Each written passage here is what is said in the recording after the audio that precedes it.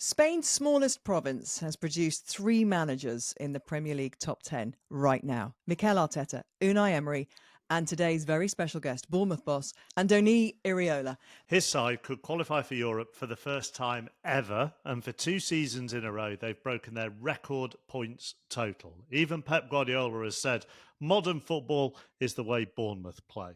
So what's in the Basque water?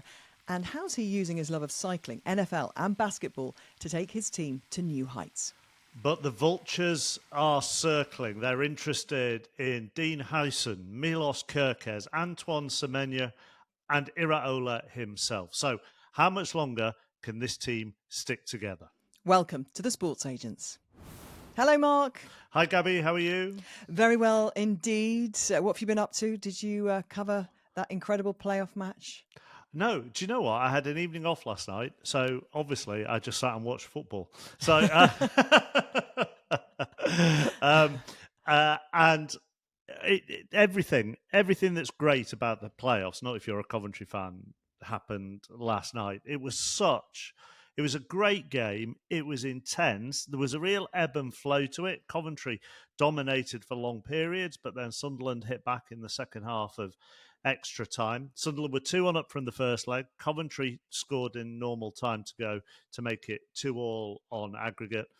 And then with virtually the last touch of the ball, Sunderland got the winner in extra time. And the noise was incredible through the telly. And there were lots of experienced people who've done a lot of football. Gary Weaver and Don Goodman and Joby McAnuff all on commentary. And I don't think they'd heard a noise like that when that goal went in. I was listening on the radio, the back end of it on the radio, because I was working yesterday evening and doing a TV show. And it was absolutely joyous because there were a lot of people talking voices that you don't always hear because the Championship has its own kind of set of special experts, doesn't it? And special podcasts that are dedicated to the Championship, just kind of saying, well, this is what the Championship is like. This is why. And they were arguing it's better than the Premier League. And in that moment, they had an argument. Well, it has. If you get to this stage, I know there's a race for third, fourth, fifth, and stuff, but in the Premier League. But you could argue there's been more on the end of the EFL seasons, definitely, than the Premier League season. Sunderland have been out of the top flight for so long that if they were to come back, it would be fantastic. And they're such a young side, and they've surprised everybody this season. But we know Frank Lampard. He's been on this pod. We've worked with him. He got a lot of criticism when he took over at Coventry because they got rid of Mark Robins, who'd done such an amazing job at the club. But he's done so well there. So I did feel really gutted for him at the end, and I thought he handled himself brilliantly because fans came on the pitch and surrounded him and goaded him, and his interview afterwards gave credit to Sunderland as well. So I am gutted for him. I'm gutted for him too, but also I think I said this to you last night. From where they came, from 17th to where they are now, has been so incredible for his career. At the time, what looked like a move that you're thinking, oh gosh, this could go one way or the other here, because this is somebody who clearly really wants to manage. He doesn't want to sit in the pundit seat forever. No. And what was going to be success with Coventry, to get them on the precipice of that moment shows, he's proved his managerial chops in those last few months, hasn't he? 100%. And if they go well next season, then actually, and several people are saying this now, maybe promotion to the Premier League isn't all that when it comes to your managerial reputation for a promoted unless you've side. got hundreds of millions behind you to go and strengthen the squad and do a Nottingham Forest and throw the book at it and potentially get a fine in the process of doing that because you overspend or you haven't quite managed your transfers at the right time. But then Steve Cooper got them up and he's not still in his. I mean that's the way it goes. It remains to be seen what happens at Leeds United as well with Daniel Farke, doesn't it? Absolutely. Now when we last recorded the pod. Virtually, 2 hours after we finished recording, having done a big thing on Holly Doyle and record-breaking female jockeys, Rachael Blackmore retired. So if you listened to the last pod and thought, why the hell haven't they mentioned Rachael Blackmore, is because she did it after we finished recording. I think I just sent bugger to the WhatsApp. You did, yes, yeah. Selfishly, Rachel did it 2 hours too late for our recording, and I think I was on public transport somewhere thinking, how are we going to get this in the can? And I think I was flying to Belfast later as well, thinking there's no way we can post record this. But yeah, what a career, and a great, I think, trailblazer really. In terms of the possibility of winning the big races, and she did just that, didn't she? It was a shame her Grand National win was in COVID, wasn't it? And I was reminded of that with the images that were shown on various news outputs later on in the day, and it looked like different times, which it was, and she didn't quite get that glorious moment, but I suppose internally she did, and she won the gold. She won the Gold Cup as well. So in many ways, she wins the National, which is sort of the people's race, isn't it? And the Gold Cup, which is the racing purist race. She was leading jockey at the Cheltenham Festival in 2021. She's achieved everything that she possibly could have achieved within the sport, and is so quiet and unassuming. I mean, most jockeys are unassuming, really, but quiet she and is unassuming. Particularly, The news that Andy Murray has split with Novak Djokovic, I don't think was a massive surprise, because it always looked like it might be just a temporary arrangement. But it does feel like coaching partnerships in tennis are getting a lot more attention than they ever were. I mean, there seems to be a story almost every week about Emma Raducanu's team, how big or small it is, and who's coming and who's going within that team. But we hear about coaches a lot more in tennis, I feel. I don't know about you. Well, but I do wonder whether that's mainly because of Raducanu and Murray. I don't know. Do we hear about? Do we hear a lot? Maybe other teams don't move around as much. No. You still hear about other coaches, and obviously Yannick Sinner re kind of did his group, didn't they, after the doping? But it was the coaching relationship in tennis is one I hadn't really, I suppose, paid massive attention to. Now I feel like I know all the kind of the maneuvers, where everybody's going, what they're doing, and obviously Novak has said this is obviously a lovely relationship still. They're great friends, and I just wonder whether Murray now has got the bug, and maybe he's thinking that this is something he'd like to do. Do you think more of? I don't know. Do you think? Would you, if you had travelled around the? We'll just keep asking each other. Do you think? I don't know. Having travelled around the world for so many years, is coaching really the? No, it's something maybe he wants to dip in and out of. I know he's booked to go on with Andrew Cotter on a speaking tour in the UK. He's doing motivational speaking, but he's somebody I feel wants to be in the nuts and bolts of sport. I don't feel like being a pundit or a motivational speaker is going to set the fire going in Andy Murray's belly. Is that Andrew Cotter interviewing Andy Murray, or Andy Murray interviewing Andrew Cotter about his dogs? It's supposed to be Cotter interviewing Murray, and he's actually described himself as having a boring, monotone voice. That's obviously Murray, not Cotter. And so he's very self-deprecating, as we know. I just feel like any sport, actually, his unique insight could benefit. But both of them are sort of understated and dripping with irony, aren't they? I mean, I like sarcasm as much as the next man, but goodness me, that could be a really self-deprecating couple of hours. That could be very funny. Outsarking each other, yeah. I had a look online the minute it was announced. You couldn't get tickets, so we're going to have to pull some strings with people that we know who might be in that duo, Cotter, and see if we can get backstage. And maybe that's a way to get Murray on the podcast. I can't believe I've just thought that. Yes, come on. Production meeting on air as well as everything else. Catch up with all episodes of The Sports Agents on Global Player or wherever you get your podcasts. Hit subscribe or follow. And don't forget to rate and review. And next, we're heading to Bournemouth. Andoni Iraola, the Bournemouth manager, is coming up next, whose success and playing style is making him one of the most excited and coveted Premier League managers, attracting the attention, inevitably, of the biggest clubs in Europe. Well, Andoni, thank you very much for joining us. Welcome to The Sports Agents. We seem to have sat you in an indoor part of your training centre in what's probably like a greenhouse at the moment on one of the hottest days of the year. So thank you very much for persevering with us. You must be very hot there. Yes, very happy to be here with you. I think we cannot complain. I think this last month has been lovely here. The weather has been... I've had some friends visiting the past week, and they were telling me, "Oh, you live in Marbella. It looks like Marbella, this." So I think they were really happy to be here, yeah. I was going to say maybe a good place to start is your upbringing and the importance of growing up in the Basque Country and San Sebastian generally, and how it's producing so many top-class managers, 3 of you in the top 10 of the Premier League at the moment, and players as well that you grew up with. Tell us a little bit about that and how important football was to every moment of your life. I think I remember myself playing football, especially I remember playing on the beach. We used to play every 2 weekends when we could play there, and I really didn't realize that I could be a football player until quite late. I think I moved to Athletic Club when I was already 16. So I wasn't all the time thinking about football. No, it's true that it's an area with a big football culture. I think there are a lot of very good academies. In my case, Athletic Club, but also Real Sociedad, Osasuna, Alaves, very good teams. But I wouldn't say that I was the type of child that I was always dreaming of being a football player and this. I think it arrived quite late in my teenage years, yes.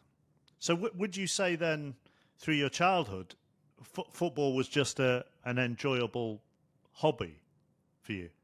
Yes, I think it's the better moment. You just enjoy. You play with your friends, and you don't overthink things. I think you just enjoy the game, and I think it's probably when it's more natural the game, and when all the noise around that is now in the professional football doesn't affect how you really because you see have the game. a reputation as a club for playing football that people really enjoy watching, and it's a style of football that has been termed by none other than Pep Guardiola as the way to play modern football. This is the modern game. So where does that philosophy come from? From what you've just said about your childhood, it wasn't an obsession. So where did that emanate from? I think it's from my football origins as a player. I used to play for Athletic Club. I also had other type of football when, for example, I used to go with the national team. I wasn't an important player. I normally was on the bench for them, but it was a top team in Spain in that years. They would play the more positional football, but I was more comfortable. I felt more natural with the way we played in Athletic Club. They always say, Athletic Club is the most English of the teams of La Liga, probably more direct, more using the width, a lot of crosses, a lot of offensive volume, and is what I've learned, where I felt more comfortable, and is what I try to practice because I feel more comfortable. Is what I have more insight. We have to use other things, other styles. I mean, football's having this where massive, I see myself. Particularly Premier League-wise at the moment, this massive discussion about style of football, how people play, players, whether they think for themselves, whether they can work on instinct, whether they have to, follow exactly their set positions depending on where the ball is on the field, in and out of possession. Would you describe your style with the players as relaxed? I mean, do you have long meetings? How are your training sessions particularly detailed? How do you work? I suppose if you ask them, probably they will say that they are too long and there is too much video and there is too much info. But I really think that what the players really demand to the coaches is not just leave us do whatever we want. No, they demand organization. They demand a lot of information. They demand a clear structure where they can after take decisions. But I think I've had more problems of players asking for even more, giving more from the player I have to mark, or give me more from the last performances, where can I improve, than the opposite. I think now players know that to perform at this level, you have to be very, very, very well drilled, very well prepared. And I think now they are used to get all the info, to see all the clips. They also have their, apart from myself, their talks with the analysts, with the assistant coaches, where can I get more things? And I think now they are much more prepared than we were, for example, when I was to play. Can we talk a little bit about Bournemouth and the culture there? Because there are so many clubs that are looking on with envy at how you become a side that isn't a yo-yo club, a club that comes up, and has gone down and comes back and cements itself, not just in the Premier League, but then is pushing for European places and becomes part of the fabric of the Premier League and leads the way in terms of, as I've said, of the style of play. Does that come from the owner? Is there direct communication there? Or how do you feel that has been cultivated, that culture? Obviously, it's something that is not easy to achieve, and it's not something that can change from one season to the other, no? I would say we still are in this process of establishing ourselves like a Premier League club, no? It's true that next season is going to be our fourth after the promotion, and we want to be there and to grow year by year and to still improve. But for me, the level of competition is so high right now. I think the three teams above the relegation spots are Tottenham, are Man United, are West Ham. So this is the level. So we cannot take anything for granted. You drop a little bit your performance and you will get in trouble again. And this is how this works. And we have to know that this is difficult to achieve every year, but this is what we want to do. And we want to be in this fight like other clubs, like, I don't know, Brighton is doing probably before of us, or now Brentford or Fulham or let's see, Forest this season. No, teams that we want to kind of overachieve a little bit and try to reduce the gap, no, from the traditional 8-9 clubs that are always in the first position. So, bearing in mind what you've said there, does this summer worry you at all? Bearing in mind how many clubs appear to be circling around your players?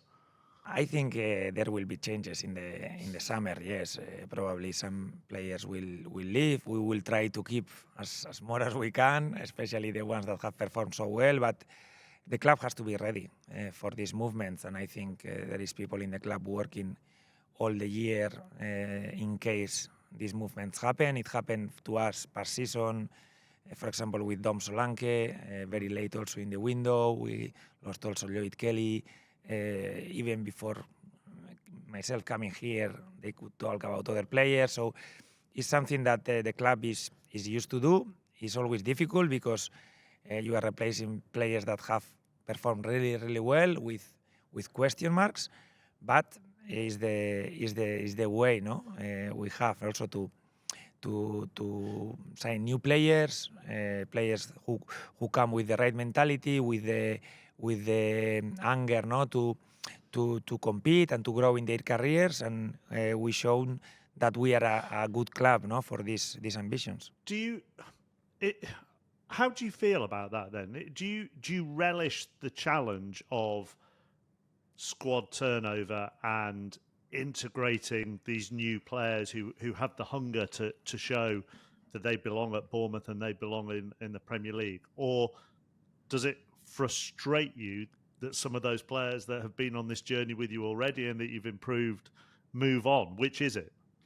I think there is both sides. Obviously, everything is much easier when you have the same players, that they have already integrated everything that you want, and you can go to much into detail with them, and we can have previous experiences. But the main group will continue here. 80-90% of the players will be the same. It's true that probably 1, 2, 3, I don't know how many important players can leave, but it's something that we have to be ready, and something like happens in most of the clubs, especially the ones that are not top.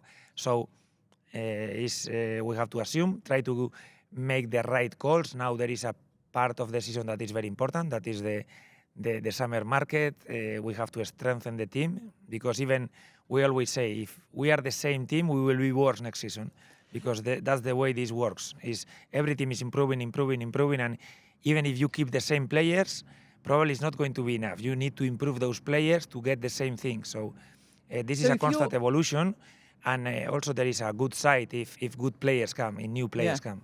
you're prepared then for that to happen, as you've just said. So how much do you feel a responsibility for the careers as they move on? Like somebody like Dean Huijsen, who's come in and had such an impact and he's being linked with the likes of Real Madrid at 20 years old. Would you feel any kind of protectiveness to say to somebody like him, maybe this is the right move or isn't the right move for you right now?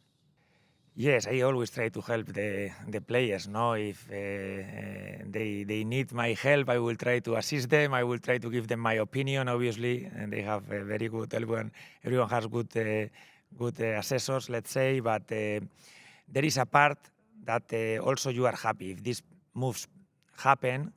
You appreciate also how we've been able to help these players in this process, no, and help them make such a big move that would be this one, for example, no, and also is good also to for other players to know that how big a jump, no. For you could example, come Dean to has Bournemouth done this, and then you can move on and become a season. Galactico. The problem is you have to perform like Dean has performed, and that's the most important thing for us, no? What they do while they are with us, and Dean has been fantastic. And what about you? Because obviously the vultures are circling for you as well, and you're being linked with other clubs. In terms of your career trajectory, you obviously have an owner who's got a different way of looking at sport, and you like to look at other sports and take learnings. There's a great relationship there. It's a stable club that seems to be run very well. There are lots of big clubs that aren't being run as well. Does that factor into your thinking about where your career trajectory goes? Yes, I've said it a lot. I'm very happy here. I think we have a good relationship since the beginning with Bill, the owner, with Simon, Thiago, the people in charge of the technical direction. We basically talk every day, and I think we are constantly working. It's not just now the market and we have to prepare, and no, it's basically we are talking all the season, but managers, we depend on results. I know that I have to win games. We always, when we look, we win collectively. Everyone looks much better. The manager, the players, the owner, and when we lose games, we are not good enough, no, for this club. So the end is focusing in the short term. No, let's win games. Let's have good results, and then all the problems we'll have will be probably good problems. Can I ask you about Bill Foley and what he is like to work with? Because he's developed a real reputation in owning teams that, with all due respect, you might not expect to be successful. So putting an ice hockey team in Las Vegas, and Andoni, obviously, and then winning the Stanley Cup, setting up Auckland, and then finishing top of the table in the A-League in Australia in their first season. What is he, bearing in mind you study so many other businesses and sports and stuff, what is he doing that allows this success from relative newcomers? I think he's a businessman. He doesn't come from the sports world, let's say, and he's learning. He asks a lot of questions about the game, about football, about the positions, about new players, about players from other teams, and I feel now he's getting like a lot of knowledge, no? Comparing to last season, for example, he is much more concrete now and he's enjoying it more, no? I sometimes joke with him that he has been so successful everywhere that it's dangerous for us because he's used, no, to win almost with every team and to improve the team. So it's something that is not what you want because you know that you are under pressure. But definitely there is something, no, in his management, in how he analyzes people. I think he pays attention to details. He asks the correct questions, and it cannot be always luck. No, there is something that he understands better than anyone that makes him successful. Yes, definitely. Do you like that from an owner? Do you like how, because there are all sorts of different types of owners, aren't there? And I know you like a lot of American sport, and a lot of American owners are very much in the thick of how their franchises are run, to the extent that, you know, if you win a Super Bowl, it doesn't go to the head coach or the team captains. It's the owner that picks up the Lombardi trophy first of all.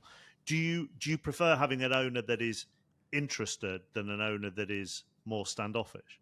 No, I think Bill has the correct approach. It's not so close, it's not so far.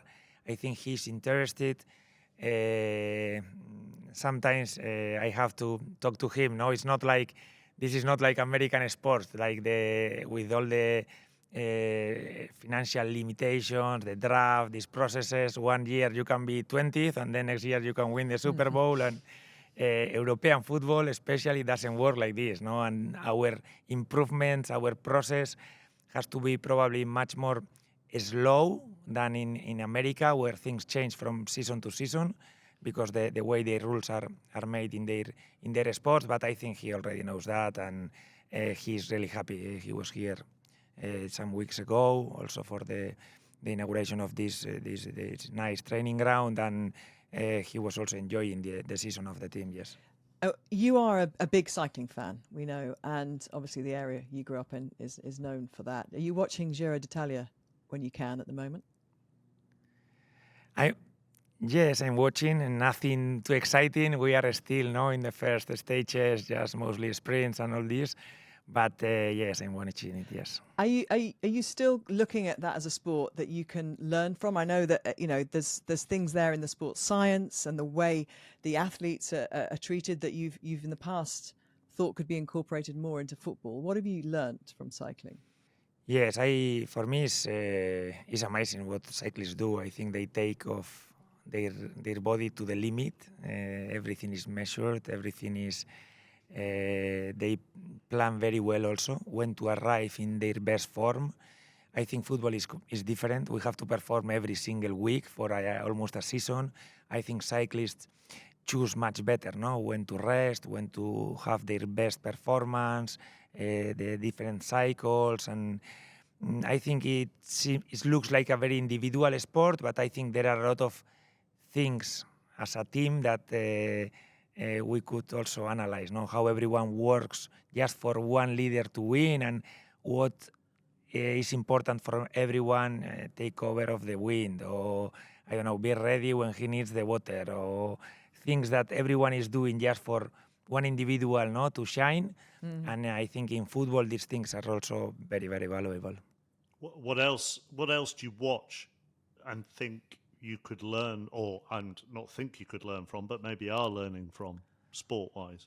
I think different sports. I enjoy basketball also. I think it's quite tactical. NFL probably is the most tactical game. I always try to learn how they have so many plays in the playbook, everyone, because they are like 50 players.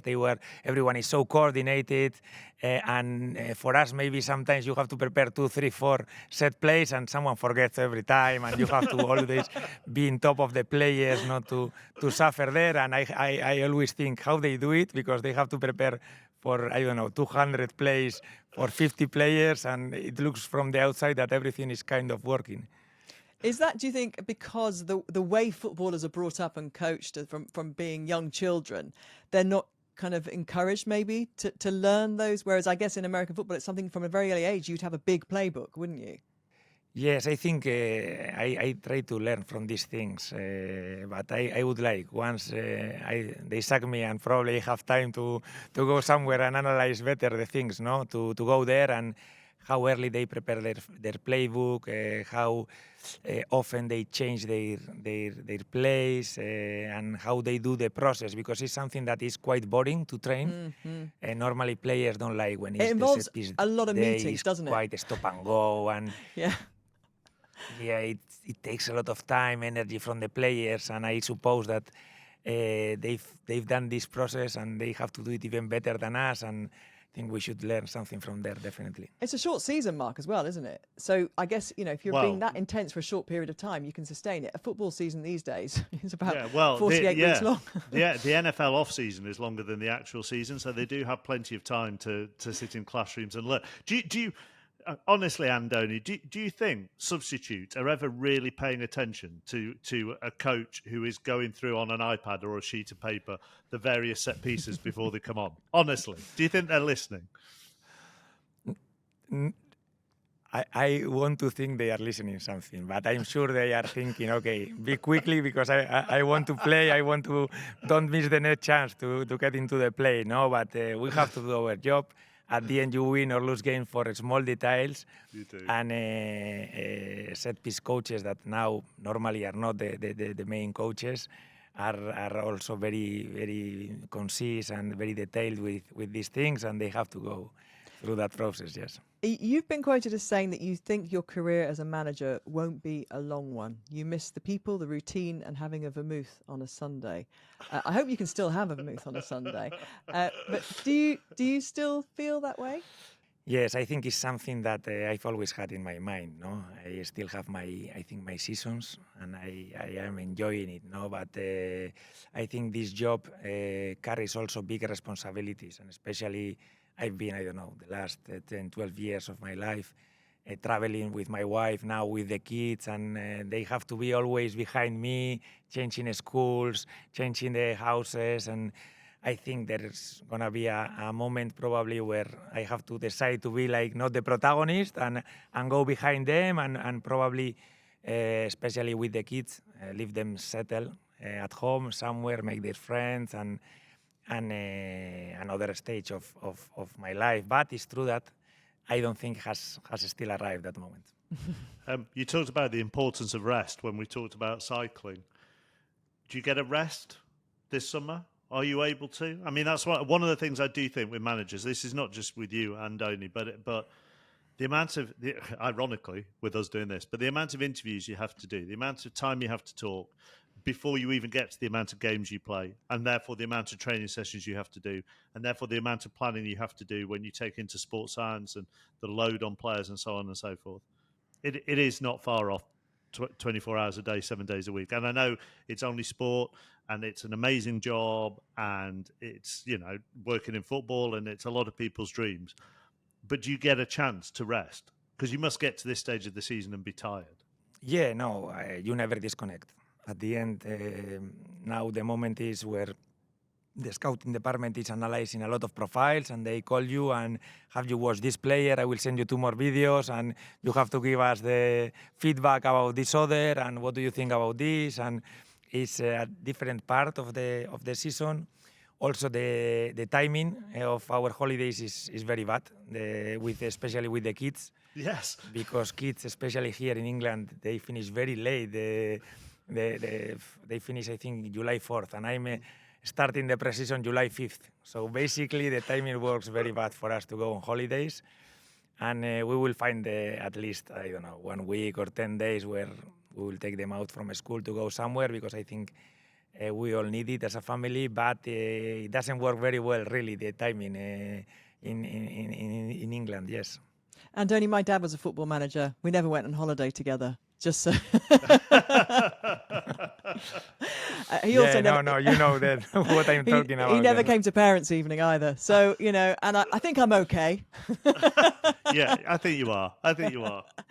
Yeah, I'm sure they get to enjoy. It's good to hear. Yeah, I'm sure they get to enjoy lots of other amazing things that your job brings them and exciting things as well. And as Mark has just alluded to there, it's difficult to get time out. And I've read that although you love watching cycling, you also love cycling, but it's a bit flat for you where you're living at the moment.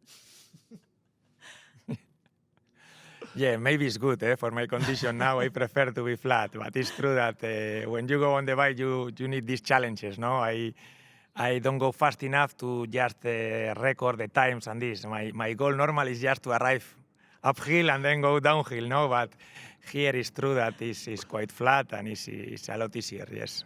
Well, I think maybe this is a good way to end. You seem to be on an upward trajectory. Oh, very good. Very much to the top of the hill at the moment in your chosen career. Andoni, thank you very much for joining us. Thank you very much. It has been a pleasure. Thank you. Before we go, I tried to get Mark to bite on Tuesday over Arsene Wenger's comments about the Europa League winner going into the Champions League and how he thought perhaps that was a very bad idea and they shouldn't be getting that spot. Well, he didn't. That was Arsene Wenger, by the way, not me. Just to be clear. Anyhow. Well, today I'm going to see if talk of a barbecue will do the trick. So, Mark, Newcastle win the Gabby. Carabao Cup, and there are 300,000 people on the streets and concerts and people hanging off lampposts, and the scenes were broadcast around the world because it showed what it really means to a club when you win one of the big trophies. Let's say, the Carabao Cup is taken very seriously these days. The Europa League is a serious trophy you get in the Champions League final if you win this. Yeah. And this has been controversial, as we know.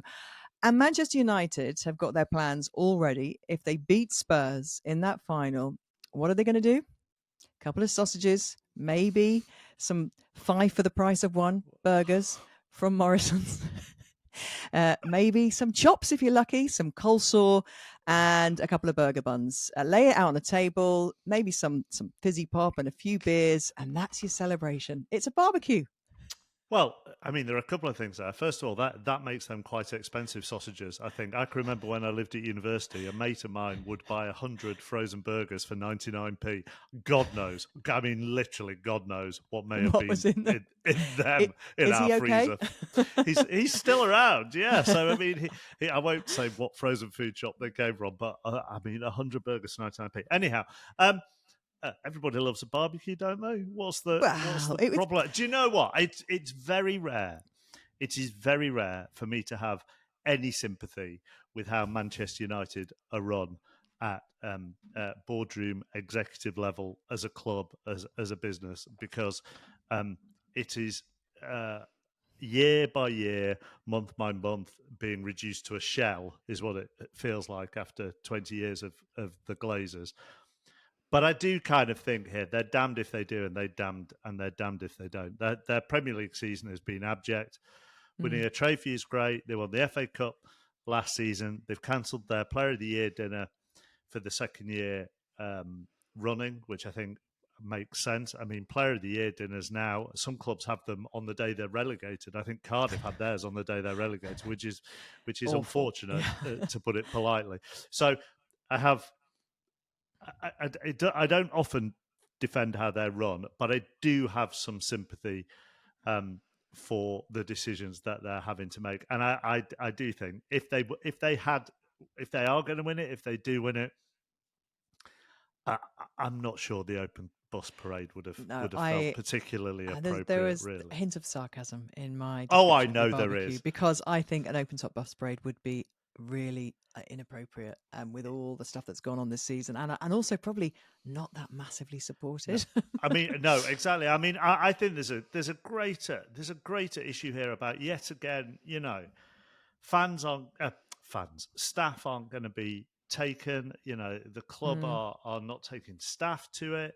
I think Ruben Amorim, I've read an article this afternoon, is going to pay himself for some extra people to be able to go with it, which is a measure of his philosophy and attitude. But I mean, that takes me back to the comment about it becoming more and more of a shell. Surely a football club is meant to be full of people that are valued, not just players, but all the staff in pulling together. All the successful ones seem to get that. All the successful ones, everybody pulls in the same direction. Ben Johnson, who is the new head coach of the Chicago Bears, just to go to my other love, when his opening message to staff at Hallis Hall, where Chicago Bears are based, when he went in was, thank you all for being here. Great to meet you all. We will all in this building do everything we can to put these players at the top of the tree. Everybody pulling in the same direction. Everybody feeling valued. And that, to me, is the sadness at United at the moment. It doesn't feel like many people are valued. And obviously, Spurs fans will be saying you might not have to worry about it. Yeah, well, exactly. I know. And, yeah, exactly. And there's a very good chance of that. Speaking of players' awards dinners, we had Henry Pollock on the podcast on Tuesday, and Northampton Saints had their dinner on Tuesday evening, and he swept the board. He won 3 of the 5 awards on offer. He won Try of the Season, Young Player, and he won Fans. He didn't win Fans, actually, interestingly. Tommy Freeman won that. I think he might have won Coaches. But yeah, he swept it all, as you'd probably be unsurprised to hear. So I'm not saying that if you come on the podcast, you'll win lots of awards in your club awards season. But, so far, we've got kind of one from one. So do get in touch on socials or via email at sportsagents@global.com. And you can catch up, of course, with Henry's episode and all episodes of the Sports Agents on Global Player or wherever you get your podcasts. We do seem to have begged for a lot of people to come on the pod on this one. Hit subscribe or follow. Make sure you leave us a review. Thanks for listening. The Sports Agents with Gabby Logan and Mark Chapman.